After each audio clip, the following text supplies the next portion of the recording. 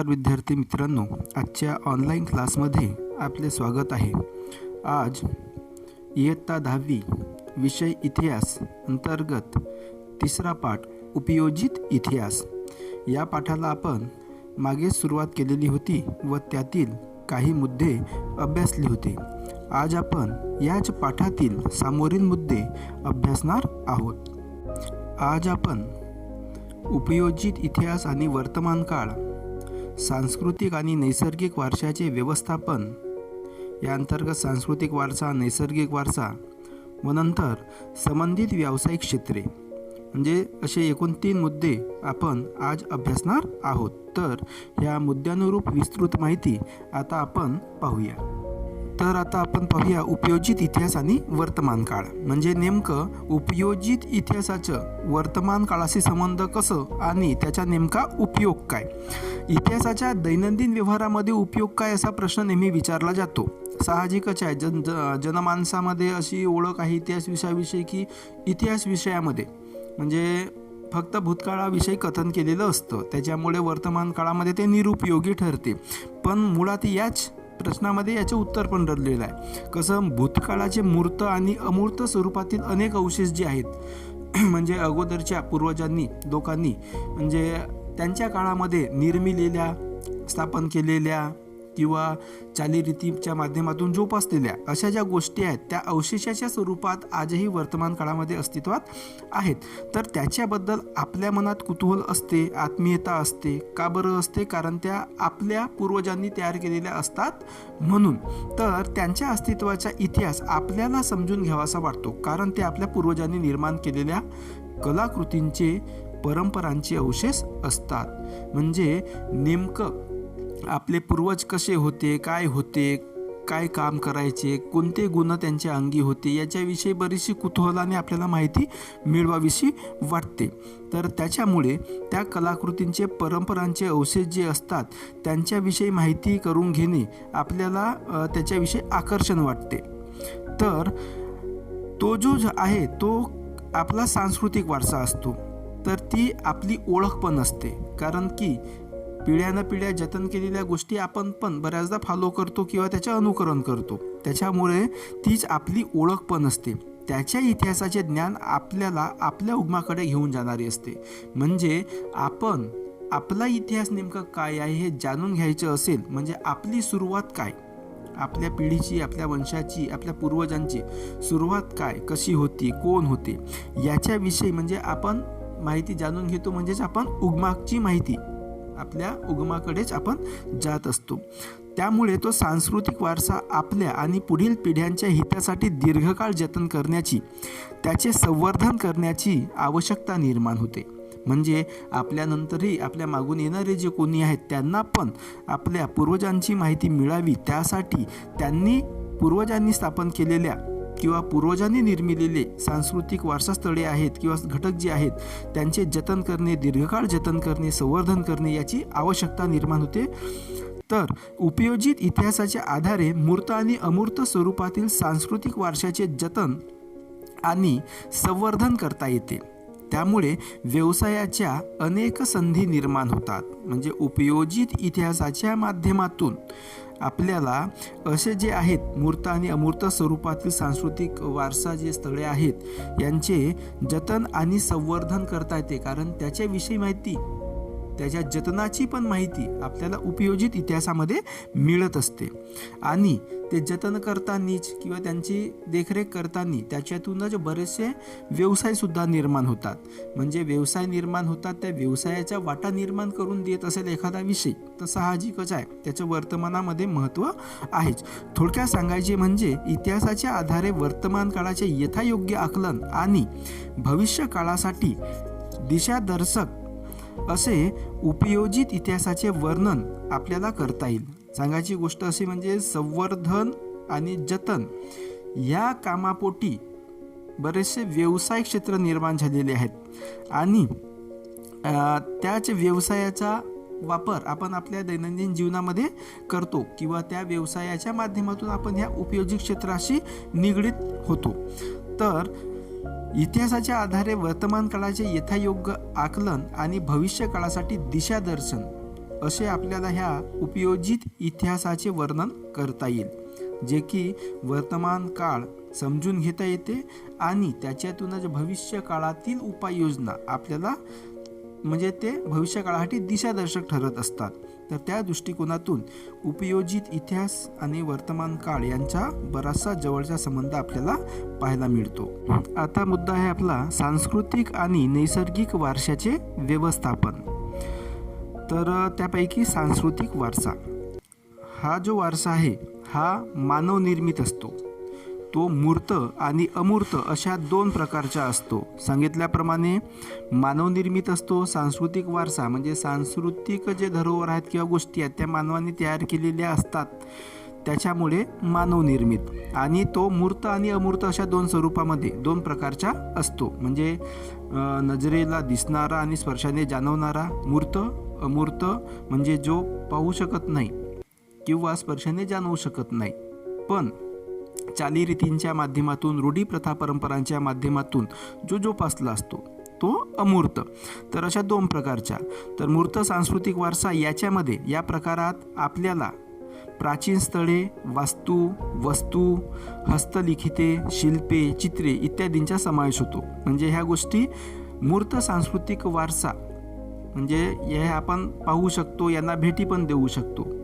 म्हणजे प्राचीन स्थळे आहेत, किल्ले वगैरे आहेत, मंदिरे आहेत, वास्तू आहेत, वास्तू म्हणजेच इमारती, वस्तू आहेत, हस्तलिखिते आहेत, लिहिलेले आहेत ग्रंथ, शिल्पे, चित्रे, म्हणजे हे आपण हाताळू शकतो. त्याच्यामुळे यांना म्हटलेलं आहे मूर्त सांस्कृतिक वारसा. दुसरा आहे अमूर्त सांस्कृतिक वारसा. या प्रकारामध्ये मौखिक परंपरा आणि त्यासाठी उपयोगात आणली जाणारी भाषा. म्हणजे बऱ्याचदा मौखिक परंपरेने बऱ्याचशा गोष्टी समोरच्या पिढीपर्यंत पोहोचवल्या जातात. म्हणजे दंतकथेच्या माध्यमातून वगैरे, किंवा ती भाषा पण मग रूढ होत होत समोरच्या पिढीपर्यंत येते. तर हे अमूर्त सांस्कृतिक वारशामध्ये यांचा समावेश होते. कारण की हे काही भाषा वगैरे आपण म्हणजे जे तोंडोतोंडी चालत आलेल्या ज्या गोष्टी आहेत त्यांचे काही हस्तलिखित आपल्याला भेटत नाहीत, पण मागच्या लोकांनी जतन केलं, चालवलं ती प्रथा, तर तेच आपण समोर चालवतो. म्हणून अमूर्त सांस्कृतिक वारशामध्ये समावेश पारंपरिक ज्ञान, सण समारंभ साजरा करण्याच्या सामाजिक पद्धती आणि धार्मिक विधी. सांगायची गोष्ट म्हणजे प्रत्येक समुदायाचे त्यांच्या पूर्वजांनी वेगळे काही विधी तयार केलेले आहेत विशिष्ट कार्यक्रमाच्या. त्याच पद्धतीने ते कार्यक्रम आणि धार्मिक विधी पण पार पाडले जातात. कोणत्या वस्तू सांगून ठेवल्या त्या पद्धतीने ते आपण फॉलो करण्याचा प्रयत्न करतो. कला सादरीकरणाच्या पद्धती झाल्या, विशिष्ट पारंपरिक कौशल्ये झालीत. अशा परंपरा, पद्धती, कौशल्य इत्यादींचे प्रतिनिधित्व करणारे समूह आणि गट, ह्या सर्वांचा समावेश अमूर्त सांस्कृतिक वारशामध्ये होतो. म्हणजे परंपरा, पद्धती, कौशल्य हे एका पिढीकडून दुसऱ्या पिढीकडे हस्तांतरित होतात. म्हणजे एक्झाम्पल सांगायचं झालं तर आपल्याकडे बघा मराठी भाषा आपण जनरली बोलतो. तर मराठी भाषा आपले घरचे बोलतात म्हणून ती भाषा आपल्याला अवगत होते, आहे की नाही. म्हणजे ती भाषा अशा पद्धतीने घरचे आपले जे वयस्क आहेत, ज्येष्ठ आहेत, ते आपल्यावर तसे संस्कार करतात. त्याच्यामुळे त्या गोष्टी आपल्याला माहिती होतात. किंवा आपल्या घरामध्ये विशिष्ट धार्मिक विधी पार पाडत असतील तर ते धार्मिक विधी कशी उरकायची याच्या संबंधितल्या बाबी आपल्याला आपल्या पूर्वजाकडून मिळत असतात. तर त्याच्यामुळे अमूर्त सांस्कृतिक वारशामध्ये ह्या गोष्टींचा समावेश होतो, परंपरा, पद्धती आणि कौशल्यांचा. आता याच्यानंतरचा नैसर्गिक वारसा. निसर्गातील जैवविविधतेचा विचार नैसर्गिक वारशाच्या संकल्पनेत केलेला आहे. जैवविविधतेचा विचार म्हणजे आपली परिस्थिती म्हणा किंवा हे पृथ्वीवरील जे आहेत बरेचसे सजीव, तर हे सजीव एकमेकापेक्षा बरेचसे भिन्न आपल्याला आढळतात. म्हणजे वेगवेगळ्या प्रकारचे सजीव पाहायला मिळतात. तर हे सर्व नैसर्गिक वारशाच्या संकल्पनेमध्ये यांचा समावेश होतो. तर याच्यामध्ये प्राणी, वनस्पतीसृष्टी, त्यांच्या अस्तित्वासाठी आवश्यक असणाऱ्या परिसंस्था आणि भूरचनात्मक वैशिष्ट्ये ह्या गोष्टींचा समावेश नैसर्गिक वारशामध्ये होत असतो. प्राणी, वनस्पतीसृष्टी आणि त्यांच्या अस्तित्वासाठी आवश्यक असणाऱ्या परिसंस्था म्हणजे वन परिसंस्था वेगळी, जलीय परिसंस्था वेगळी, नदीतील वगैरे परिसंस्था वेगळी, समुद्राची परिसंस्था, तिथं राहणारे जीव तुम्हाला वेगळे आढळतील, त्यांचा सहवास तुम्हाला वेगळा आढळेल. आणि भूरचनात्मक वैशिष्ट्ये म्हणजे भूउठाव वगैरे जे आहेत, पठारी भाग, डोंगराळ भाग, तर ह्या सर्वांचा समावेश नैसर्गिक वारशामध्ये होतो. पुढील मानवी पिढ्यांच्या हितासाठी आपल्या वारशाचे जतन होणे आवश्यक आहे. म्हणजे आपण जर जतन केलो तर समोरच्या पिढीला ते माहिती होईल. जर आपणच नष्ट केलो तर समोरच्या पिढीपर्यंत ह्या गोष्टी माहीत होणार नाही किंवा त्यांना कल्पनासुद्धा राहणार नाही. अगोदर काय होतं ना, काही नाही. नामशेष होण्याच्या वाटेवर असलेल्या सांस्कृतिक आणि नैसर्गिक वारशाचे जतन आणि संवर्धन व्हावे या हेतूने युनेस्कोने या जागतिक संघटनेने काही दिशादर्शक तत्वे जाहीर केलेली आहेत. त्या दिशादर्शक तत्वाच्या आधाराने जागतिक वारशाच्या पदास पात्र ठरणारी स्थळे, परंपरा यांची यादी सुद्धा जाहीर केलेली आहे. म्हणजे आधुनिक काळामध्ये बऱ्याचशा नैसर्गिक गोष्टींवर मानवाच्या माध्यमातून घाव घालण्याचे प्रयत्न झाले आहेत. त्याच्यामुळे बरेचसे जीवसुद्धा नष्ट होण्याच्या मार्गावर आहेत. तर अशा वेळेस त्यांना सुरक्षितता प्रदान व्हावी असे जे नैसर्गिक घटक आहेत, निसर्गाचा समतोल राखण्यासाठी सुद्धा आवश्यक असतात, अशा गोष्टींच्या जतनासाठी युनेस्कोने काही मार्गदर्शक तत्वे सुद्धा जाहीर केलेली आहेत. तर ती यादीसुद्धा त्यांनी सांगितलेली आहे. ती आपल्या पाठ्यपुस्तकात पान क्रमांक 18 दिलेली आहे, ज्याच्यामध्ये भारतातील जागतिक मौखिक आणि अमूर्त वारसा यादीत समाविष्ट झालेल्या परंपरा, म्हणजे मौखिक आणि अमूर्त वारसा यादीत भारतामध्ये कोणत्या गोष्टीचा समावेश आहे त्याची पण यादी दिलेली आहे. त्याचबरोबर भारतातील जागतिक वारसा स्थळे, सांस्कृतिक क्षेत्रातील आग्राचा किल्ला, अजिंठा वेरूळ लेणी, ते पण इथं दिलेले आहेत. त्या यादीमध्ये भारतातील जागतिक वारसा स्थळे नैसर्गिक क्षेत्रातील जसे की काझीरंगा राष्ट्रीय उद्यान, केवलदेव राष्ट्रीय उद्यान, मिश्र स्वरूपाचे जागतिक वारसा स्थळ, कांचनगंगा राष्ट्रीय उद्यान. तर अशा ज्या ह्या याद्या दिलेल्या आहेत, त्या याद्या विद्यार्थ्यांनी आवर्जून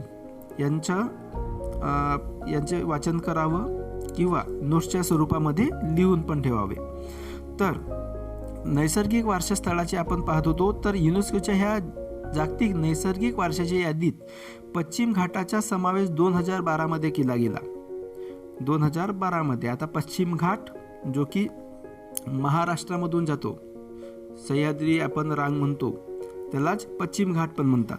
तर ह्या पश्चिम घाटाचा समावेश जागतिक वारसा यादीमध्ये 2012 केला गेला. सातारा जिल्ह्यातील कास पठार पश्चिम घाट रांगामध्येच आहे. कास पठार ज्या ठिकाणी विविध रंगाची फुलझाडे आपल्याला आढळतात, वेगवेगळ्या प्रकारची, वेगवेगळ्या प्रजातीची.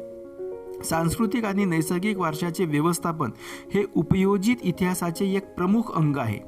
या वारशाचे जतन आणि संवर्धन करण्याचे बहुतांश काम भारत सरकारचे पुरातत्व खाते आणि भारतातील प्रत्येक राज्य शासनाची पुरातत्व खाती करत असतात. अशीच इंटॅक ही स्वयंसेवी संस्था या क्षेत्रात 1984 पासून कार्यरत आहे. म्हणजे हे जे सांस्कृतिक आणि नैसर्गिक वारशाचे व्यवस्थापन, त्यांचे जतन करण्याचे, संवर्धन करण्याचे काम जे आहे, हे भारतामध्ये एक स्वयंसेवी संस्था इंटॅक नावाची, ज्याला Indian national trust for art and cultural heritage असं त्याचा फुल फॉर्म आहे. तर या स्वयंसेवी संस्था या क्षेत्रात 1984 पासून कार्यरत आहे. सांस्कृतिक आणि नैसर्गिक वारशाच्या स्थळाच्या जतन आणि संवर्धनाच्या प्रकल्पामध्ये ह्या अनेक विषयातील तज्ज्ञांचा सहभाग आवश्यक असतो. त्या सर्वांमध्ये संबंधित स्थळाच्या सांस्कृतिक, सामाजिक, राजकीय इतिहासाची जाणीव निर्माण करण्याचे काम उपयोजित इतिहासाद्वारे करता येते. म्हणजे सांस्कृतिक म्हणा किंवा सामाजिक, राजकीय इतिहास याच्याविषयी जाणीव निर्माण करण्याचे काम उपयोजित इतिहासाद्वारे करता येते. त्यामुळे प्रकल्पांतर्गत वारसा स्थळांचे मूळ स्वरूप न बदलता जतन आणि संवर्धनाची कामे करणे शक्य होते. म्हणजे त्याच्या हे जे आहे स्वयंसेवी संस्था म्हणा किंवा राज्य शासन, केंद्र शासन याच्या माध्यमातून, राज्य शासनाच्या पुरातत्व खात्याच्या माध्यमातून, तर याच्यामध्ये बरेचसे तज्ज्ञांचा सुद्धा सहभाग असतो. तर त्यांच्या ज्ञानाचा उपयोग अशा प्रकल्प अंतर्गत जे वारसास्थळ आहेत त्यांचे मूळ स्वरूप न बदलता जतन आणि संवर्धनाची कामे कशी करता येईल याच्याबद्दल मार्गदर्शन होते. स्थानिक समाजाची घडण आणि मानसिकता त्यांच्या पुढे असणारी वर्तमानातील विविध आव्हाने, स्थानिक लोकांच्या अपेक्षा यांचा सुद्धा आढावा घेता येतो. सोबतच सांस्कृतिक वारसास्थळांचे जतन आणि संवर्धन करत असताना स्थानिक लोकांच्या भावना दुखावल्या जाऊ नये यासाठी कराव्या लागणाऱ्या उपाययोजनांचे नियोजन सुद्धा करता येते. उपयोजित इतिहासाच्या माध्यमातून स्थानिक लोकांना त्या प्रकल्पात सामील करून घेता येते. स्थानिक लोकांच्या परंपरागत कौशल्यांना प्रोत्साहन देऊ शकतील अशा उद्योग व्यवसायांना चालना मिळावी यासाठी पद्धतशीर नियोजन करणे सुद्धा शक्य होते. म्हणजे हे सर्व नैसर्गिक किंवा सांस्कृतिक वारशाचे जतन संवर्धन करताना उपयोजित इतिहासाच्या माध्यमातून आपल्याला ह्या गोष्टी सुद्धा साध्य होत असतात. संबंधित व्यावसायिक क्षेत्रे. तर पुढे उल्लेख केलेल्या क्षेत्रांशी संबंधित कायदेशीर नियम आणि सार्वजनिक धोरणे ठरवण्यासाठी इतिहासाचे ज्ञान पूरक ठरत असते. ते क्षेत्र कोणते? संग्रहालय आणि अभिलेखागार, ऐतिहासिक स्थळांचे जतन आणि संवर्धन, पर्यटन आणि आतिथ्य, मनोरंजन आणि संपर्क माध्यमे. म्हणजे हे जे क्षेत्र आहेत या क्षेत्रामध्ये कायदेशीर नियम आणि सार्वजनिक धोरण ठरवायचे असतील तर त्यासाठी आपल्याला इतिहासाचे पूरक ज्ञान हे असणे आवश्यक असते. म्हणजेच संग्रहालय किंवा अभिलेखागार यांच्यातील काय नियम असावेत, कोणते नियम पाळले जावेत, यांचा कटाक्ष काय असायला पाहिजे ऐतिहासिक स्थळांचे जतन आणि संवर्धनाच्या बाबतीत, तर याचे कायदेशीर मार्गदर्शक गोष्टी ज्या आहेत त्याचे ज्ञान मिळवण्यासाठी इतिहासाचे सुद्धा ज्ञान आपल्याला असणे आवश्यक असते. यातील प्रत्येक क्षेत्राच्या व्यवस्थापनासाठी विशेष कौशल्य प्राप्त असलेल्या मनुष्यबळाची आवश्यकता असते. विशेष कौशल्य म्हणजे एखादा, जसे आता हे स्थापत्य क्षेत्रातील म्हणजे आपण पाहिलं की संग्रहालय असोत किंवा अभिलेखागार असोत तर याच्यामध्ये बऱ्याचशा गोष्टी जतन कराव्या लागतात.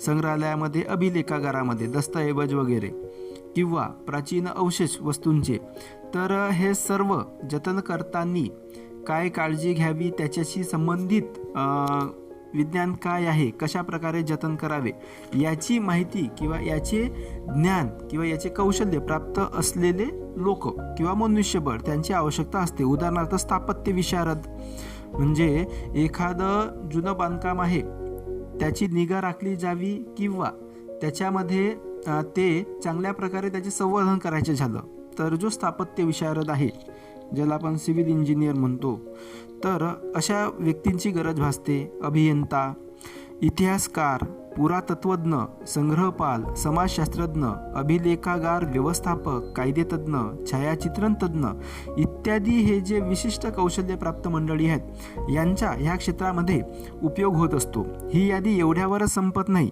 प्राचीन स्थळे, वास्तू आणि वस्तू यांच्या ऐतिहासिक पार्श्वभूमीचे सर्व तज्ज्ञांना पुरेसे ज्ञान असणे आवश्यक असते. म्हणजे हे जरी स्थापत्य विशारद म्हणा, अभियंता किंवा संग्रहपाल वगैरे कायदेतज्ञ यांना सुद्धा इतिहासाचे ज्ञान असणे आवश्यक असते. कारण की ऐतिहासिक कालीन गोष्टी हाताळताना त्यांची पूर्व माहिती असणे आवश्यक असते. उपयोजित इतिहासाच्या क्षेत्रातील प्रकल्पांमुळे वर उल्लेख केलेल्या क्षेत्रांमध्ये व्यवसायाच्या अनेक संधी उपलब्ध होऊ शकतात. आता हे जे क्षेत्र सांगितलेले आहेत, जसे संग्रहालय, अभिलेखागार, ऐतिहासिक स्थळांचे जतन आणि संवर्धन, पर्यटन आणि आतिथ्य, मनोरंजन आणि संपर्क माध्यमे, हे जे क्षेत्र आहेत या क्षेत्रामध्ये इतिहासाच्या ज्ञान असणाऱ्या लोकांना विशेषतः व्यवसायाच्या करिअरच्या बऱ्याचशा संधी उपलब्ध आहेत. म्हणजे याच्यावरून असं म्हणता येईल की उपयोजित इतिहास हे काही केवळ भूतकाळातीलच नाही, त्याच्या वर्तमान काळामध्ये काही उपयोग नाही असं म्हणू शकत नाही. म्हणजे याच्या आधारे आपल्याला व्यवसायासाठी वाटा मिळत असतात, नवीन वाटा. तर अशा क्षेत्रामध्ये जसं आपण पाहिलं की अजिंठा वेरूळ वगैरे लेण्या आहेत, अशा लेण्यामध्ये इंजिनियर लोकांची नियुक्ती केलेली असते, देखभाल करणारे, साफसफाई करणारे अशा लोकांची. पर्यटन आणि आतिथ्य क्षेत्रामध्ये सुद्धा आपल्याला बरेचसे उच्च विद्याविभूषित लोक जे आहेत त्यांना सुद्धा त्या ठिकाणी संधी आहेत व्यवसायाच्या. तर उपयोजित इतिहास जो आहे तो आपल्याला आपलं करिअर घडवताना सुद्धा सहाय्यक ठरते किंवा लाभदायक ठरत असते.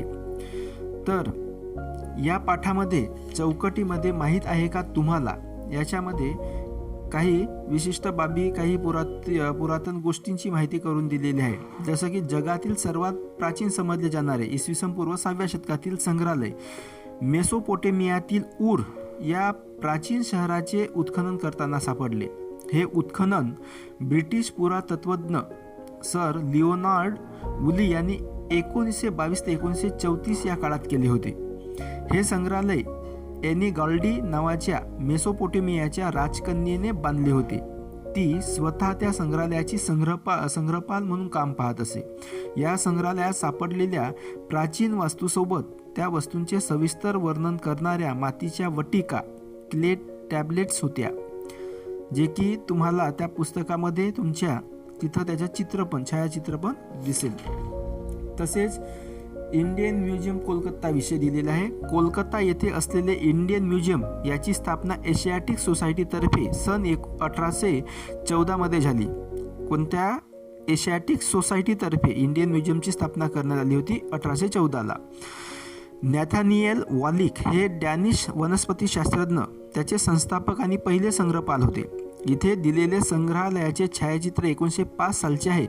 संग्रहालयाचे कला, पुरातत्व आणि मानवशास्त्र असे 3 प्रमुख विभाग असून त्याच्याशी संलग्न असलेले जतन, प्रकाशन, छायाचित्रण, प्रदर्शन, सादरीकरण, प्रतिकृती निर्मिती, प्रशिक्षण, ग्रंथालय, सुरक्षा असे विभाग आहेत.